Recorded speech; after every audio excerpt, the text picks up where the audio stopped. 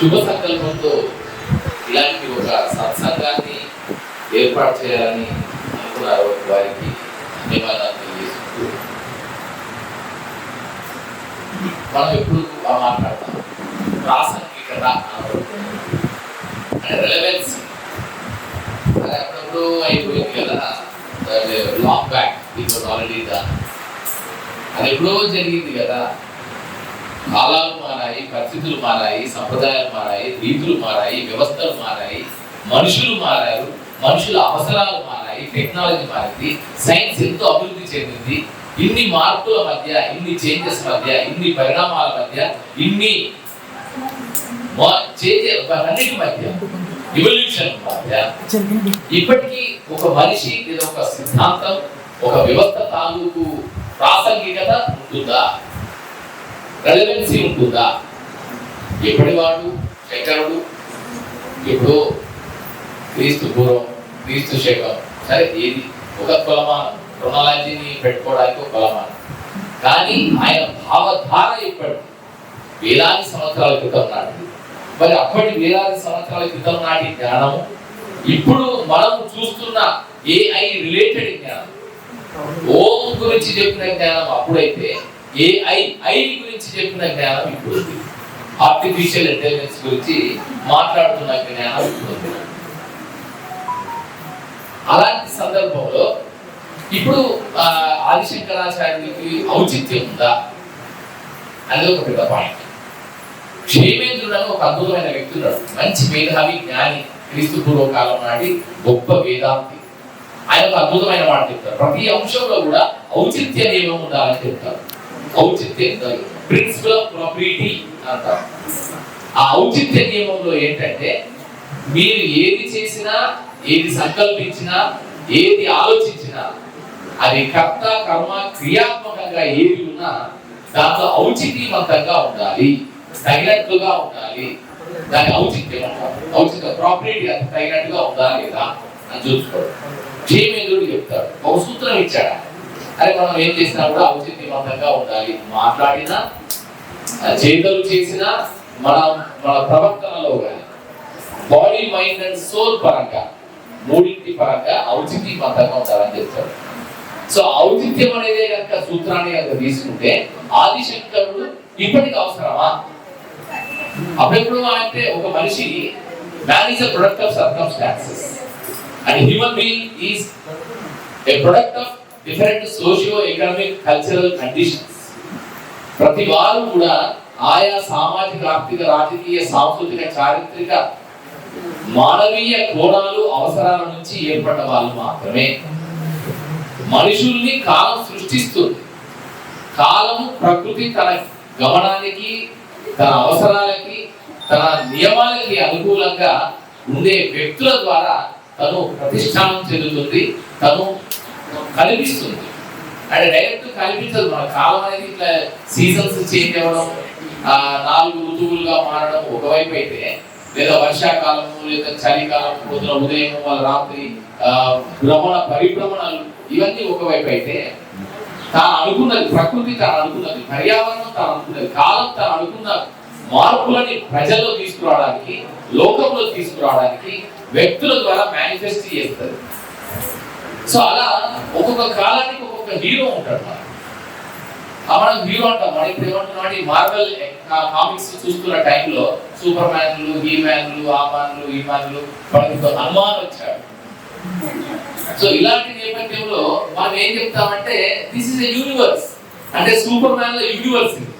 ఆ super man లో universe లో మనం ఏం చెప్తామంటే ఎవరైతే మానవుల కంటే భిన్నంగా, మానవ శక్తి కంటే భిన్నంగా, మానవ అవధి పరిధుల కంటే అతిక్రమించి చేయగలిగిన అత్యంత అద్భుతమైన మానవులని సూపర్ మ్యాన్ మనం చెప్తాం.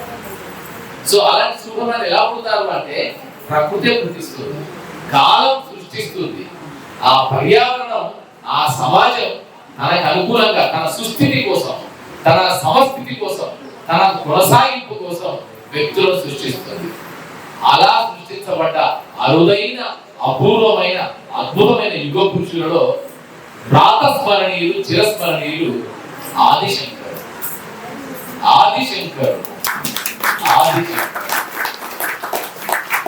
అందుకే శంకరుడు అనగానే నాకు చాలా గమ్మత్ అనిపిస్తుంది. శంకర తత్వమే అద్భుతమైన తత్వం. సో ఇప్పుడు ఇక్కడ మనం ఇక్కడ ఈ వేదిక పైన రాబోయే కాలంలో శంకర తత్వాన్ని, శంకర భగవత్పాదులు సూచించిన జీవన సూత్రాలను ఈ కాలానికి, ఈ సమయానికి, ఈ సందర్భానికి, ఈ మోర్ స్పేస్ రీసెర్చ్ ని, ఆర్టిఫిషియల్ ఇంటెలిజెన్స్ ని, డిజిటల్ థింకింగ్ ని సాకారం చేసుకుంటున్న సందర్భానికి ఏ విధంగా ఉపయోగపడుతుందో అంచనా వేసే క్రమం మనకు రాబోయే కాలంలో చాలా మంది మేధావులు, జ్ఞానులు, స్పిరిచువల్ సైన్స్ ని అవపోసన పట్టిన శివప్రసాద్ శర్మ లాంటి వారు ఎంతో మంది మనకు వివరించి చెప్తారు రాబోయే కాలంలో. సో ఇక్కడ మనకు ఒకటి చెప్తారు, మనకు త్రిసూత్రాలు ఉన్నాయి. త్రిసూత్రాలలో ఏంటంటే 3 అంశాలు: సత్యం, శివం, సుందరం. సత్యం, శివం, సుందరం, these are being described as the eternal values of the universe. మానవాళికి సంబంధించి, విశ్వానికి సంబంధించి శాశ్వత సత్యాలు అంటూ ఉంటే అవి సత్యం, శివం, సుందరం అని చెప్తారు. మరి సత్యం ఇది అన్వేషణ. ఏది శివం అండ్ సుందరం ఎలా ఉంటుంది? 5 W's and 1 H. What, when, where, why and how. ఈ అన్వేషణే ఆదిశంకరుడు చేశాడు, రామానుజాచార్య చేశాడు, విశిష్టాద్వైతం చెప్పిన రామానుజాచార్యులు చేశాడు, మధ్వాచార్యులు చేశాడు, వల్లభాచార్యులు చేశాడు. ఇప్పటికి ఆ ప్రతినిధులుగా మనం కూడా చేస్తున్నాం. మధ్యలో 18వ శతాబ్దంలో, 19వ శతాబ్దంలో స్వామి దయానంద సరస్వతి చేశాడు, రాజా రామ్మోహన్ రాయ్ చేశాడు, స్వామి వివేకానంద చేశాడు, రామకృష్ణ పరమహంస చేశాడు. ఇలా ఎంతో మంది ప్రముఖులు, మేధావులు, జ్ఞానులు, యోగులు, యోగి పుంగవులు ఎన్నెన్నో పరిశోధనలు, పరిశీలనలు బాహ్య ప్రపంచంలో, అంతర్ ప్రపంచంలో కూడా తొంగి చూసి చేసిన పరీక్షల తర్వాత వచ్చిన జ్ఞాన సమ్మిళిత రూపంగా ఇప్పుడు మనం ఉన్నాం. నిజంగా వీఆర్ బ్లెస్డ్. నిజంగా వీఆర్ ది మోస్ట్ ఎలాంటి తరం అంటే చాలా కంఫర్టబుల్ తరము, చాలా గొప్ప తరము, అన్నింటినీ అనుభవించగలిగిన తరం. అంటే మనం కొత్త కనుక్కోవాల్సిన అవసరం లేదు, కనుక్కున్న వాటిని తెలుసుకుంటే చాలు. ఆ క్రమంలో చూడండి, అంతే కదా. ఇప్పుడు మనం కొత్త కనుక్కున్నాం, థామస్ ఆల్వా ఎడిసన్ నువ్వు కావాల్సిన అవసరం లేదు, ఆదిశంకరాచార్య లాగా ముక్కు మూసుకొని తపస్సు చేయాల్సిన అవసరం లేదు. ఆయన తయారు చేసి పెట్టింది ఆల్రెడీ, కొన్ని సూత్రాలు చెప్పిండు, అవన్నీ పాటిస్తే చాలు. ఇప్పుడు మనకు కావాల్సిన తరం ఏంటంటే కొత్తది కనుక్కోవడం కంటే ఉన్న సనాతన సంప్రదాయాన్ని, సనాతన ధర్మాన్ని, ధర్మశాస్త్రాలని, ధర్మ సూత్రాలని ఆకలింపు చేసుకొని, అవగాహన చేసుకొని, ఆవాహన చేసుకొని వాటిని అమలు చేస్తే చాలు, మనం ఆచరిస్తే చాలు. ఈ తరానికి మనకు కావాల్సిన తరం ఎలాంటి తరం అంటే, ఈ జనరేషన్ 21st సెంచరీలో మనకు కావాల్సిన మానవుడు ఎలాంటి వాడంటే ఆచరణాత్మక మానవుడు కావాలి. ఆదర్శాల మానవుడు ఉన్నారు, చాలా మంది ఉన్నారు. ఆచరణాత్మక మానవుడు సంఖ్య తగ్గింది. అందుకే ఆదర్శ పురుషులు చెప్పిన ఆదర్శాలు కానీ అన్ని ఎక్కడెక్కడో విచ్ఛిన్నమైపోయి సకల మొత్తం జరుగుతున్న పరిణామాలన్నీ, విపరిణామాలకి, దుష్పరిణామాలన్నిటికీ అదే కారణం అవుతుంది. సో అందుకోసం మనకి ఇప్పుడు కావాల్సిన మానవుడు ఎలాంటి మానవుడు అంటే the most practical man, the man who can practice the principles that has been laid by the great seers of the earlier times. So ఆ క్రమంలో ఇప్పుడు ఆదిశంకరుడు మనకు అవసరమే. ఆదిశంకరుడు కనుక జన్మించి ఉండకపోతే, ఏ కరడి ప్రాంతంలో, ఏ పూర్ణా నది తీరంలో ఆ ఆదిశంకరుడు కనుక జన్మించి ఉండకపోతే భారతీయత, హైందవ సంప్రదాయం, సనాతన ధర్మం అనేది ఇప్పుడు ప్రశ్నార్థకంలో పడిపోయేది. మీరు ఒప్పుకున్నా ఒప్పుకోకపోయినా వాస్తవమే.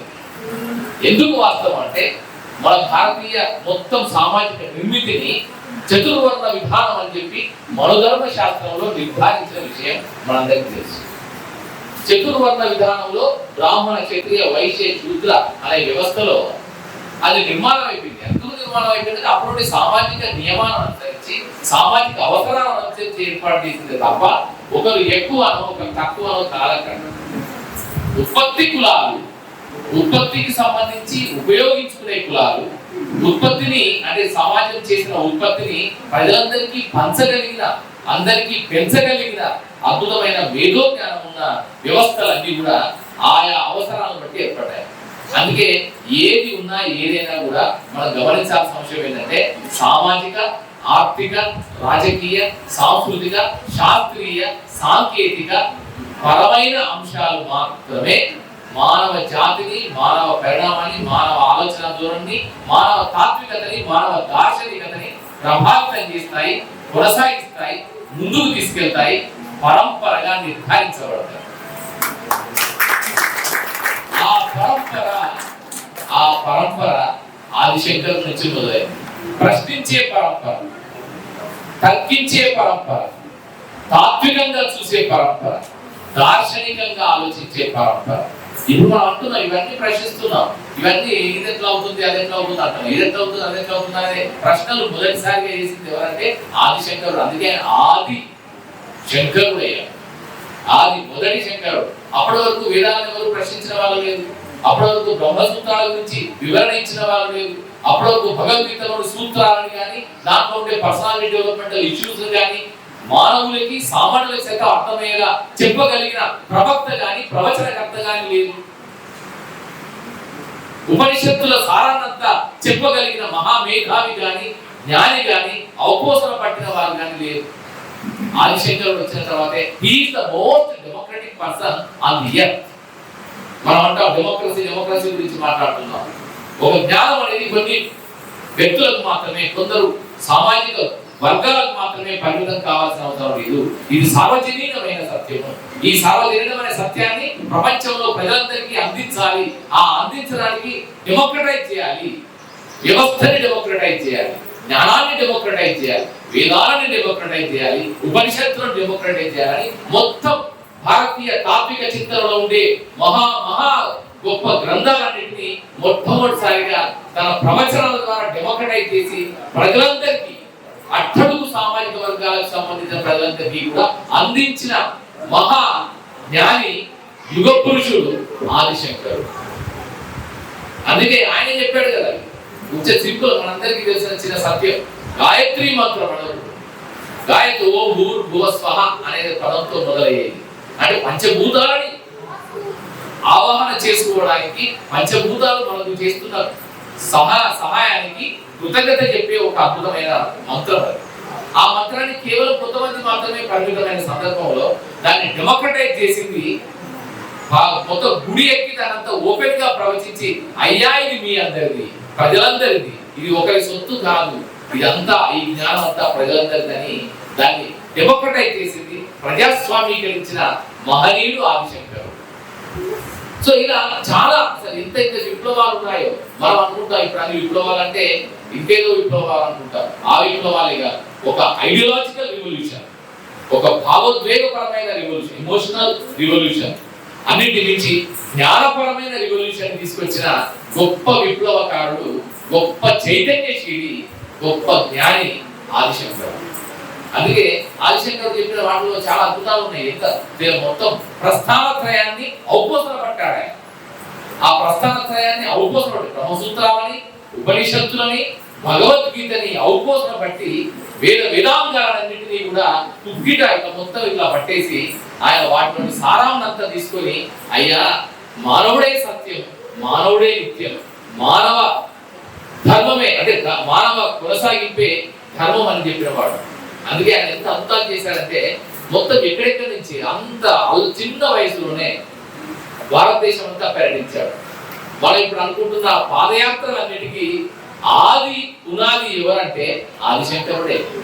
మనం ఇప్పుడు పాదయాత్రలు చేస్తాం కదా, చాలా మంది పాదయాత్రలు చేస్తారు.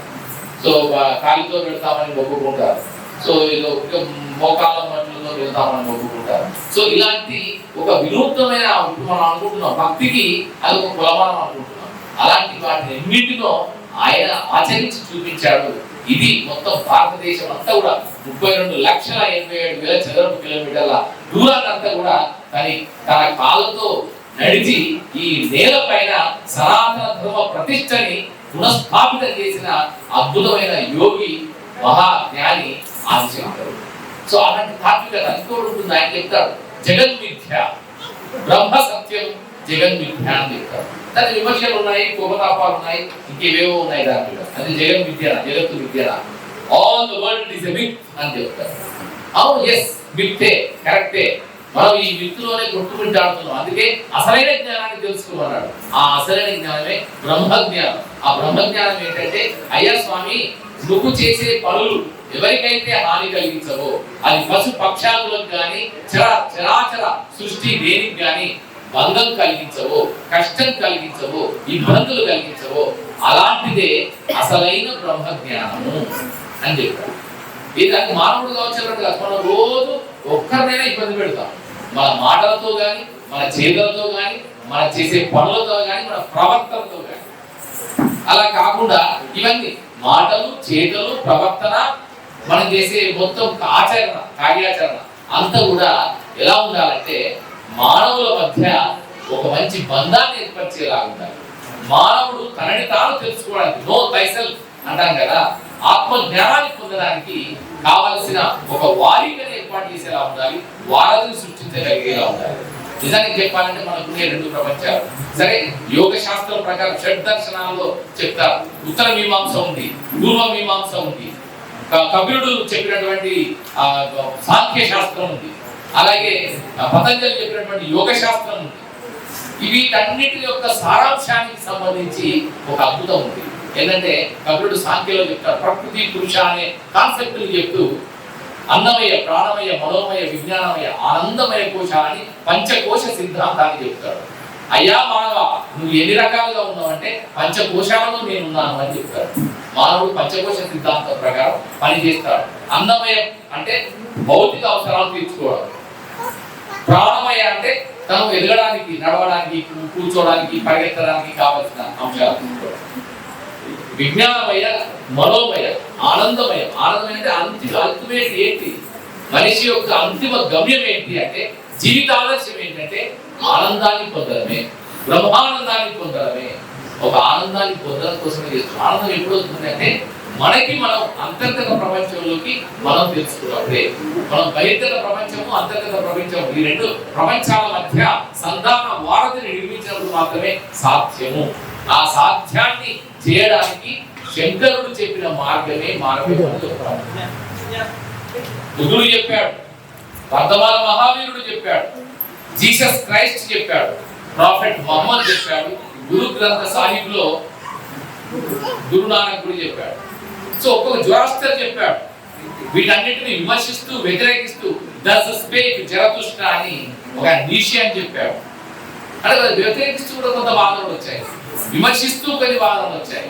ఇవన్నీ కూడా ఏంటంటే ఒక ప్రశ్న మరొక ప్రశ్నకు దారి తీసి ఆ ప్రశ్న ఒక సమాధానం అన్వేషించడానికి కావాల్సిన క్రోధి చేయడం జరుగుతుంది. సో దాంట్లో ఆదిశంకరుడు తొలి ప్రశ్నగా నిలిచాడు. నువ్వెవరు అనే ప్రశ్నకి మీరు ఇప్పుడు ఒకసారి ప్రయత్నించండి. నేనైతే సాధన చేసిన 15వ ప్రశ్న తర్వాత నాకు సమాధానం దొరకలేదు. నేను ప్రాక్టీస్ చేశాను సార్. నువ్వెవరు, who am I, who are you అనే ప్రశ్నకి సమాధానాన్ని అన్వేషించే క్రమంలో నాకు 15వ ప్రశ్న కూడా రాలేదు. నువ్వెవరు అంటే ఫస్ట్ ప్రక్రియ మనం ఏమంటే మనం అహం కదా, మనం అనగా నేను అనేది ఒక ఫస్ట్ వస్తుంది. నేను అనేది ఫస్ట్ అపరిచితుడు. ఆ సినిమా అపరిచితుడుగా వచ్చినట్టు వస్తారు అనుకోండి. అందుకని టకిమని ఏమైందంటే నేను అనగానే నేను డైరెక్టర్. నువ్వెవరు ఆయన చూసుకోను. హరి కృష్ణ, నువ్వెవరు?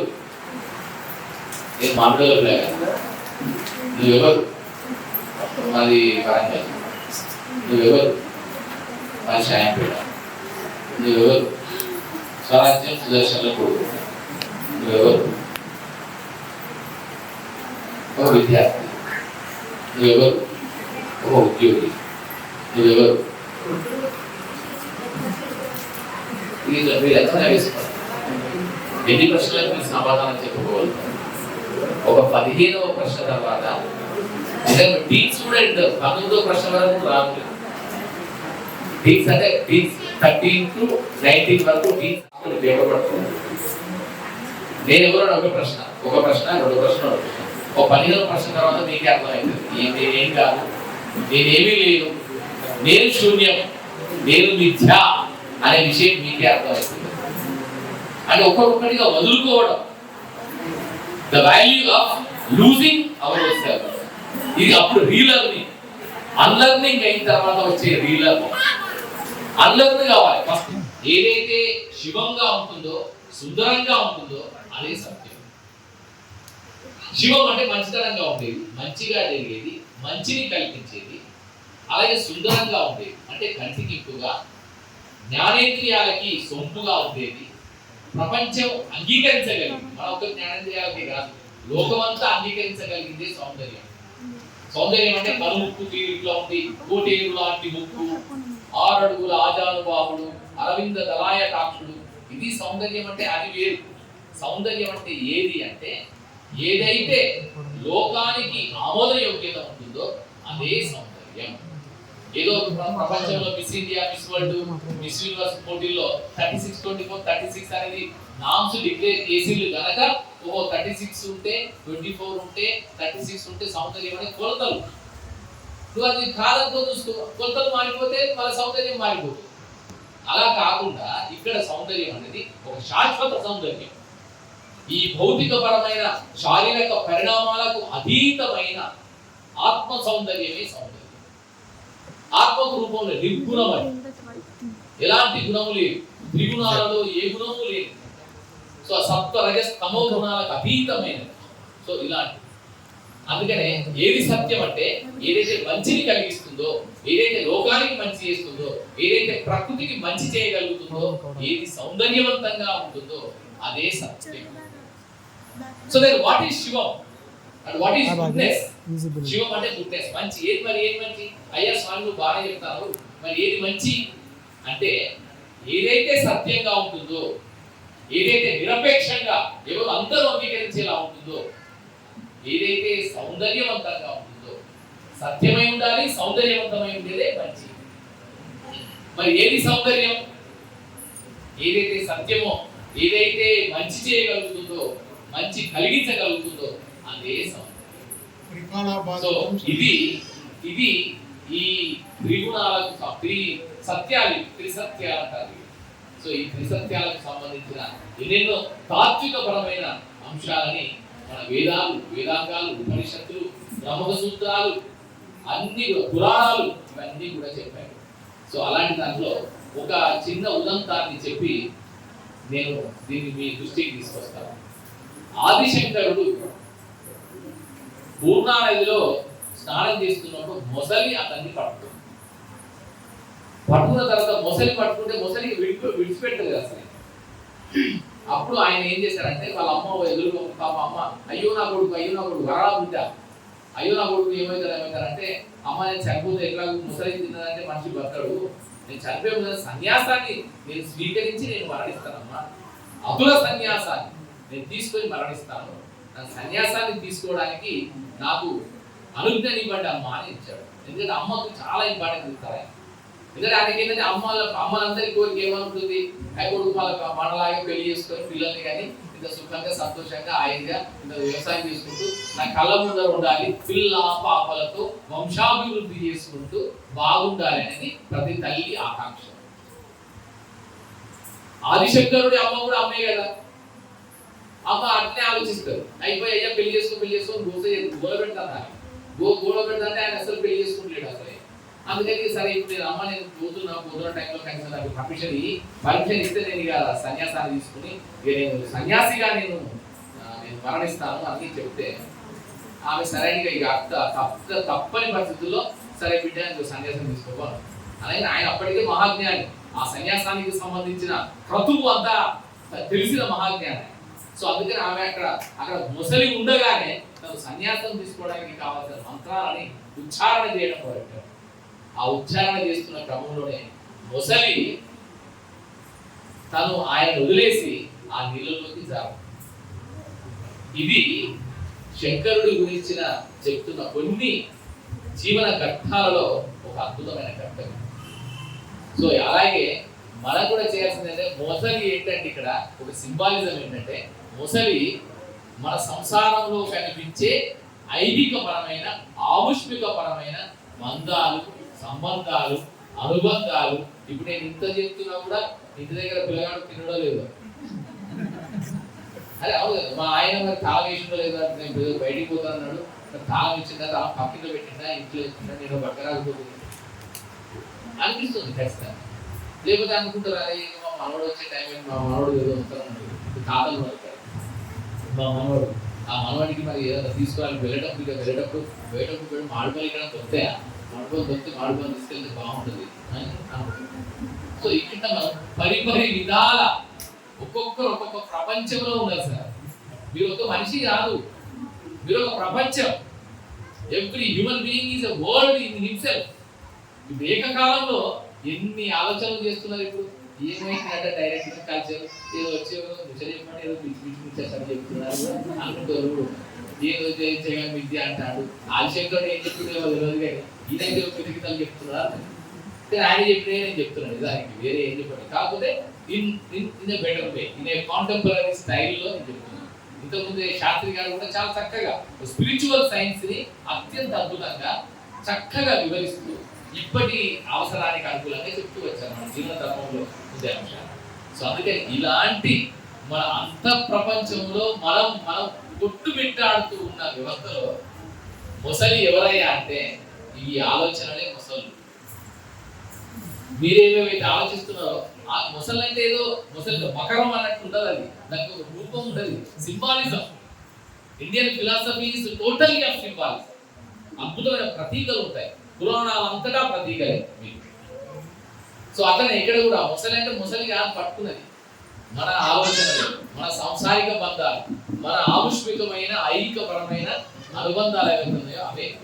సో వాటి నుంచి మీరు ఎప్పుడు దేని ద్వారా మరి వదులుకోవాలంటే ఎట్లా అంటే దానికి ఒక మార్గం కావాలి, దానికి ఒక మంత్రం కావాలి, దానికి ఒక శక్తి కావాలి. మీ శక్తి సరిపోవట్లేదు. ఆ శక్తి సరిపోవడం మీకు ఏం కావాలంటే ఒక వ్రతం కావాలి. ఆ వ్రతం ఏమని చెప్తారంటే ఆదిశంకరుడు ఏమంటారు, ఆదిశంకరుడు అద్భుతమైన మార్గాన్ని ఇచ్చాడు. ఆయన ఆ మార్గంలో వెళ్తే ఆయన కూడా అంటే గృహస్థాశ్రమాన్ని నిర్వర్తిస్తూనే మరొక వైపున మన ఆత్మజ్ఞానాన్ని పొందగలిగే ఒక తాత్వికతని పొందాల్సిన అవసరం ఉంది. మొత్తం సన్యాసం తీసుకోవడం కరెక్ట్ కాదు. ఏదో హరికృష్ణ ఉంటాడు, లేకపోతే ఆదిశంకరుడు ఉంటాడు, స్వామి వివేకానంద ఉంటాడు, ఇంకెవరో కొంతమంది ఉంటారు, కానీ అందరికీ సాధ్యం కాదు. సో అలాంటప్పుడు ఏం చేయాలంటే గృహస్థాశ్రమ ధర్మాలను నిర్వర్తిస్తూనే చతుర్విధ పురుషార్థాలను అరిషడ్ నిర్వర్తిస్తూనే అరిషడ్ వర్గాలను జయించడానికి కావలసిన అంటే కామ క్రోధ లోభ మోహ మదమాత్సర్యాలను జయించడానికి కావలసిన ఒక తాత్వికతని ఒక మార్గాన్ని చేయాలంటే అంతర్ ప్రపంచంలోకి వీక్షించడమే, అంతర్ లోకంలోకి మనం ప్రయాణించడమే మార్గము. ఆ మార్గానికి ఆదిశంకరుడు మంచి రూట్ వేసి, మంచి రూట్. ఎంత అద్భుతమైన రూట్ అంటే ప్రకృతితో కూడిన రూట్, ప్రకృతికి అనుకూలమైన రూట్, దేవతలందరూ యోగులందరూ అభ్యసించిన రూట్, అందరూ ఆమోదించిన రూట్, అందరూ సక్సెస్ అయిన రూట్. ఆ రూట్లో మనం నిలబడుతున్నారు. ఆ రూట్ని, ఆ మార్గాన్ని మనకు చూపించే దిశగా శంకర మఠం కరడి సంబంధించిన ఈ మఠం రాబోయే కాలంలో మరిన్ని మంచి కార్యక్రమాల ద్వారా మనందరిలో చైతన్యాన్ని తీసుకొస్తున్నారు భావిస్తూ ఒకసారి కరడి శంకర మఠానికి బాధ్యత వహిస్తున్న పెద్దలందరికీ ఒక్కసారి మనందరి కర్తాభావ మధ్య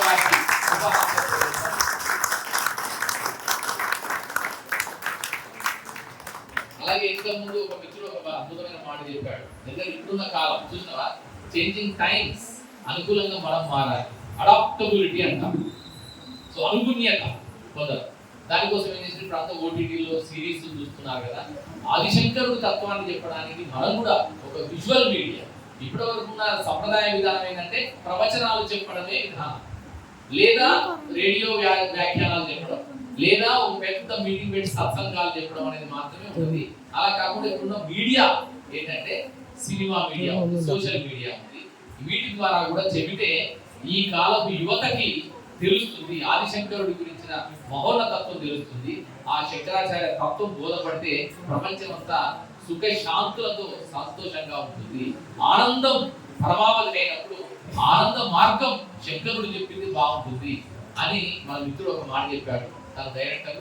సో అతను సిరీస్, వెబ్ సిరీస్ అంటున్నారు. సో అయితే గతంలో ఆదిశంకరాచార్య మీద అద్భుతమైన సినిమా వచ్చింది, అది నేషనల్ అవార్డ్స్ కూడా వచ్చాయి. సో దాన్ని జీవి అయ్యర్ అంటే ఆయన సినిమా తీశారు. దాంట్లో ఆదిశంకరాచార్య జీవిత వృత్తాంతానంతా సినిమా తీశారు. ఒక 30 ఏళ్ల క్రితం, ఇప్పుడు కాదు 30 ఏళ్ల క్రితం ఆ సంస్కృతిలో తీశారు ఆ సినిమా. ఆ తర్వాత ఆదిశంకరాచార్య పేరుతో తెలుగులో కూడా సినిమా కూడా వచ్చింది. జేకే భారవి గారు దానికి దర్శకత్వం, రచన, మిగతా బాధ్యతలను నిర్వహించి చాలా చక్కటి సినిమా తీశారు. చాలా ఆధ్యాత్మికత, ఒక మంచి స్ఫూర్తివంతమైన చిత్రంగా తీశారు. సో అదంతా ఒకవైపు. ఇప్పుడు ఏంటంటే ఇంకా తీయాల్సిన అవసరం ఉంది, ఇంకా ప్రచారం చేయడానికి, ఆయన భావజాలాన్ని ప్రపంచానికి చాటి చెప్పడానికి ఏ మీడియా అయితే ఆ మీడియా ప్రకారం చేయాల్సిన అవసరం ఉంది. ఆ దిశగా చేసే ప్రయత్నాల్లో, అంటే వెబ్ సిరీస్ గా చేసే ప్రయత్నాల్లో department of language and culture తరఫున, అలాగే నా వ్యక్తిగతంగా నా తరఫున కూడా మిత్రుడికి నేను ఎప్పుడు సహకరిస్తాననే విషయాన్ని, అలాగే కరడి శంకర మఠం ఇక్కడ జరిగే ఎలాంటి ఆధ్యాత్మిక సాంస్కృతిక ఉత్సవాలకైనా కూడా department of culture Telangana government ద్వారా జరిగే సహకారాన్ని సంపూర్ణంగా అందించడానికి నేను సదా సంసిద్ధంగా ఉన్న విషయాన్ని సవినయంగా తెలియజేసుకుంటూ మీ అందరికీ శుభాకాంక్షలు. అందరూ బాగుందాం, అందరూ మంచిగా అందరూ మంచిగా ఇది పెద్ద పెద్ద డైలాగ్ తెలంగాణలో ఏమంటారండి, మంచిగా బాగున్నా బిడ్డ అంటారు. ఇంకా బాగున్నా బిడ్డ అని ఒక్క మాటలోనే మొత్తం అర్థం అనుకుంటారు. ఏ పెద్దగా అవసరం లేదు, బాగున్నా బిడ్డ. బాగు బాగు ఏ బాగు? నువ్వు ఎన్ని విధాలుగా బాగు అంటే physical, intellectual, emotional, moral, social, spiritual, ఈ 6 రంగాలలో బాగే బాగున్నారు. ఫిజికల్ గా హెల్త్ మంచిగా అంటే బాగున్నావా బిడ్డ అంటే, బాగున్నావా అంటే ఆరోగ్యం బాగుందా, ఫిట్నెస్ బాగుందా అంటే నిన్నగా ఆల్సిపోయినట్టుంటున్నావా, మంచి యాక్టివ్గా ఉంటున్నావా, డైనమిక్గా ఉంటున్నావా. అది ఇంటలెక్చువల్ గా బాగున్నావా బిడ్డ, ఏదో పరంగా నిన్న 2 ముక్కలు తెలుసుకున్నావు, నిన్న కొంచెం జ్ఞానం వచ్చింది, ఇంకొక 2 ముక్కలు తెలుసుకున్నావా లేదా, ఇంకో 2 ముక్కలు 2 విషయాలు తెలిసినాయా లేదా, తెలిస్తే బాగుంటుంది. అంటే జ్ఞానపరంగా బాగున్నావా బిడ్డ. ఇమోషనల్ గా మనకు 2 emotions, O positive emotions, negative emotions. Positive emotions అంటే దయ, జాలి, కరుణ, సానుభూతి, మానవత్వం, మమత, అనురాగం, అభ్యయత, ప్రేమ, ఇవన్నీ పాజిటివ్ ఎమోషన్స్. నెగటివ్ ఎమోషన్స్ ఈర్ష్య, అసూయ, ద్వేషం, క్రోధం, క్రౌర్యం, కపటం, వంచన, మోసం, ఇవన్నీ నెగటివ్ ఎమోషన్స్. అయ్యా దీంట్లో ఏం చేయాలి? బాగున్నావా బిడ్డ, పాజిటివ్ ఎమోషన్స్ లో పెంచుకున్నావా బిడ్డ, నెగటివ్ ఎమోషన్స్ కూడా తగ్గించుకున్నావా బిడ్డ. తగ్గించుకోలేము, కోపం ఎప్పుడో నేను ఎప్పుడు చెప్పిన డైలాగ్ చెప్పినా నాకు కూడా కోపం వస్తుంది కదా, కోపం వస్తుంది, సహజం, ఎమోషన్ అంతే. సో అందుకని ఆ ఎమోషన్స్ పోగొట్టుకోలేము, కానీ తగ్గించుకోగలుగుతున్నామా లేదా, అలాగే పాజిటివ్ ఎమోషన్స్ ని పెంచుకోగలుగుతున్నామా లేదా అంటే అందుకని బాగున్నావా బిడ్డ. Next emotions. తర్వాత మోరల్. మనకు సమాజంలో నివసిస్తున్నాం కనుక కొన్ని మొరాలిటీస్ ఉన్నాయి, కొన్ని నైతికత ఉంది, కొన్ని నియమాలు ఉన్నాయి. కరెక్ట్ గా రోడ్డుకి ఎడమవైపు వెళ్తున్నావా, లేకపోతే మొత్తం ఇష్టం వచ్చినట్టు పోతున్నావా, 60 కిలోమీటర్ల వేగంతో పోమంటే 80 కిలోమీటర్లు 100 కిలోమీటర్లు పోతున్నావా. ఇదేమో రేసింగ్ కార్ రోడ్ కాదు కదా, ఏదో జనాలు పోయే రోడ్డుకు రేసింగ్ కార్ రోడ్డు మీద మీరు పోతున్నాం. Race car race 2 wheelers race road మీద కనుకో. సో అట్లా పోతే అది అందుకని అయ్యా జర స్వామి నైతికత, మనం ఉండే నియమాలు పాటిస్తున్నావా లేదా, అది బాగున్నావా బిడ్డ, నైతికంగా బాగున్నావా బిడ్డ. మోరల్. తర్వాత సోషల్ గా అయ్యా మానవ సంబంధాలు, మేనేజ్ సోషల్ యానిమల్. మనం నీ ఇరుగులతో, నీ పొరుగులతో, నీ కుటుంబీకులతో, నీ ఉద్యోగులతో, నీ సహోద్యోగులతో, మీ భార్యతో, భర్తతో, పిల్లలతో, సంసారంతో అనుబంధం ఉన్న వాళ్ళతో అందరితో మంచిగా బిడ్డ, బాగున్నావా బిడ్డ అంటే నీ సామాజికంగా నీ చుట్టూ ఉన్న సామాజిక అనుబంధాలతో కూడా బాగున్నావా బిడ్డ అన్నారు. ఇక స్పిరిచువల్. ఎస్ అంటే ఒకటి స్పిరిచువల్, ఆధ్యాత్మికంగా. అరే ఇంత జీవన ప్రవాహంలో పడి లౌల్యంలో పడి కొట్టుకుపోతూ ఉన్నప్పటికీ నీకంటూ ఒక ఆత్మ ఉంటుంది నాయన, ఆ ఆత్మని ఎప్పటికీ జ్యోతిలాగా వెలిగించుకుంటూ ఉంటున్నావా, లేకపోతే ఈ జీవన లౌల్యంలో లౌక్య జీవనంలో పడిపోయి దాన్ని మొత్తం ముదపెట్టి చంద్రముగ్గు రూమ్ చేసినట్టు చేసి నాలుగు గోకుండా చేసి దాన్ని ఒక దయ్యాల కుప్పలాగా చేసినవా, లేదా ఎప్పుడు నిత్య జ్యోతి వెలిగిస్తూ నిన్ను నువ్వు ప్రక్షాళన చేసుకుంటున్నావా? అందుకని స్పిరిచువల్ గా బాగున్నావా బిడ్డ? ఇది తెలంగాణలో ఒక సగటు తల్లి, పల్లె తల్లి అడిగే సాధారణ ప్రశ్న, బాగున్నావా బిడ్డ? ఆ బాగున్నావా బిడ్డ అంటే మనం ఇన్ని రకాలుగా బాగున్నావా అని ఆలోచించుకోవాలి. దాని వెనుక ఉన్న గాఢత, ఆ ప్రశ్న వెనుక ఉన్న లోతు, ఆ ప్రశ్న వెనుక ఉన్న విస్తృతి ఇంత పెద్దది.